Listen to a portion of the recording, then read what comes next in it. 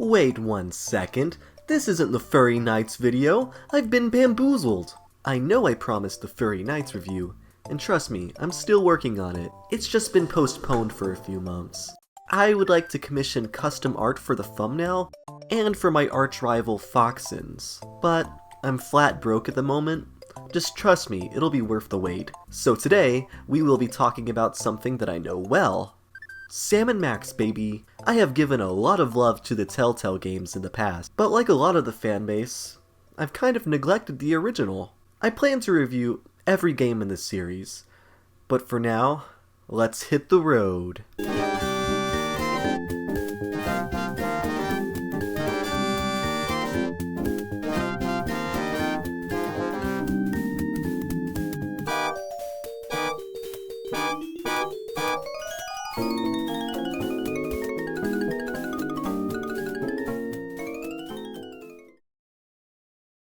In 1993, LucasArts released Sam & Max Hit the Road, a point-and-click PC game based off the indie comic series Sam & Max Freelance Police. A no-brainer idea considering Steve Purcell, the series creator, was an employee at LucasArts. He would also feature the characters in the company comics. The game was technically impressive for the time, with its cartoon-quality animations and fully voiced dialogue. Max, where should I put this so it doesn't hurt anyone we know or care about? Out the window, Sam. There's nothing but strangers out there.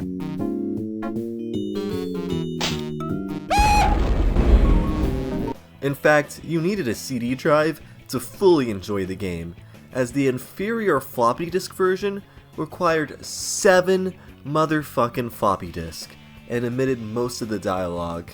The game was a critical darling when it released, and introduced people all over the world to our favorite ambiguously gay duo. I don't indiscriminately use people, except Max. Ooh, that gives me an idea. I just love to turn this guy inside out.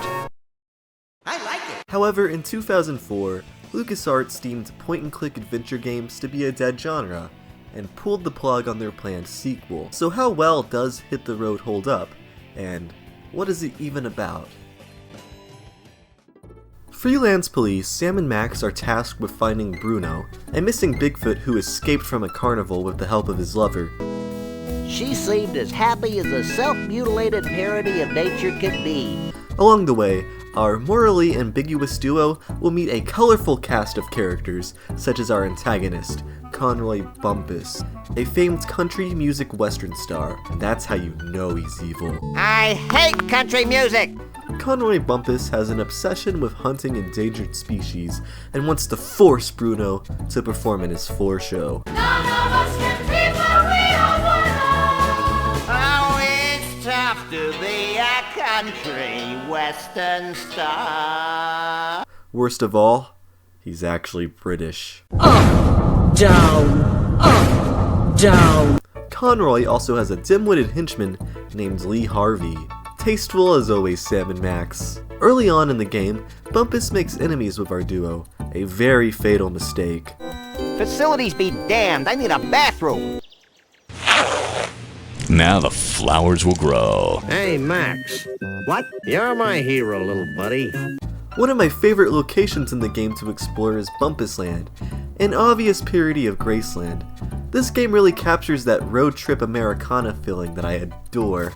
There are several fun locations, such as Mount Rushmore, which has been turned into a dinosaur-themed bungee park. There is the world's biggest ball of yarn, which has a restaurant on top of it, and of course there is the world of fish, where Sam and Max possibly kill a guy, which may be a first, but definitely won't be a last.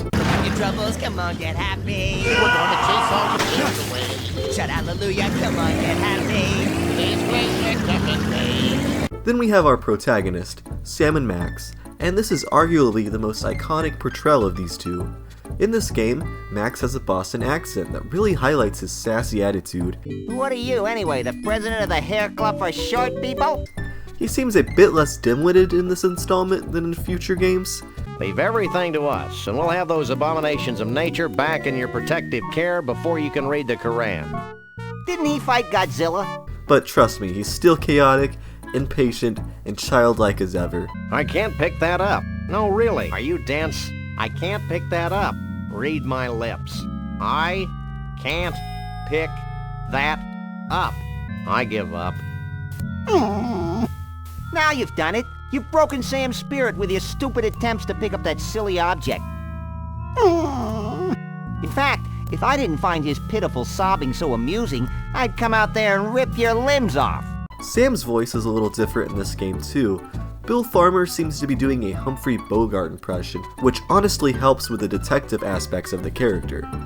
Sam, while less of a chaotic figure than Max, is still a force to be reckoned with. What you doing? Hang back, buddy, and observe my magic.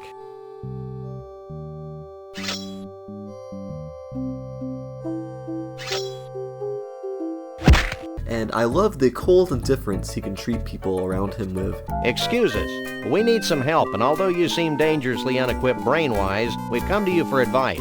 However, he still has more of a conscience than his partner. I'm feeling a little morally conflicted about taking Bruno back to the circus. I'm not. Let's go, you big lug. Speaking of partners, the homoerotic chemistry in this game is cranked up to 11. These two can literally go into the tunnel of love together. Want to ride the tunnel of love? Yippee! And of course, there's the iconic scene where Sam saves Max from the Dunk-a-Tank at the Gator Golf Emporium. Hey, you've made a path across the driving range.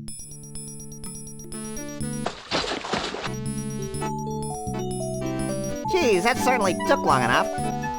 Shut up, Max. I hate that game. Is that because you're a lousy golfer? You're an irritable bunny today, aren't you? Did I mention what a lousy golfer you were?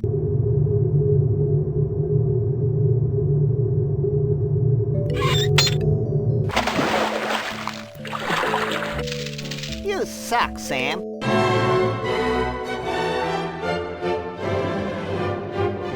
The main appeal of this game is its humor and its cartoon-like graphics. Here's one of my favorite bits. Say, Sam, just who is John Muir? Who's John Muir? Hey, guys, this dope doesn't know who John Muir is. You gotta be kidding. What a maroon. What a nib cow poop. Sam, the dead animal heads are talking to me. Where? Up there. Well, But, you really shouldn't tell fibs about dead animals, Max. but... Stop bugging me. I'm admiring this portrait of John Muir. The sprite work is downright gorgeous in this game. The animations stand the test of time. But ultimately, whether or not somebody would enjoy this game boils down to two things. If they like these characters, and if they have the patience for old point-and-click titles. I understand that that's not everyone's thing, trust me, I get it. Some of the puzzle solutions can be extremely frustrating, and I would recommend that any new players use a walkthrough. Seriously, I would like to salute the patient saints who were able to beat this game without some sort of guide. Ultimately, I'm glad that I gave this game a chance, as I really enjoyed it. You just never know what would be your cup of tea until you try it. Anyways, Sick 'em up, little buddy. oh hey Sam and Max, what are you doing here?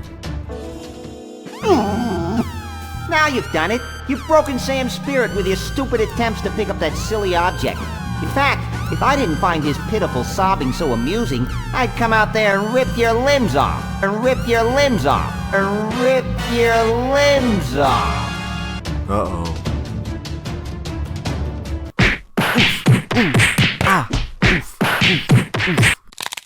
Remember to like and subscribe. Thank you.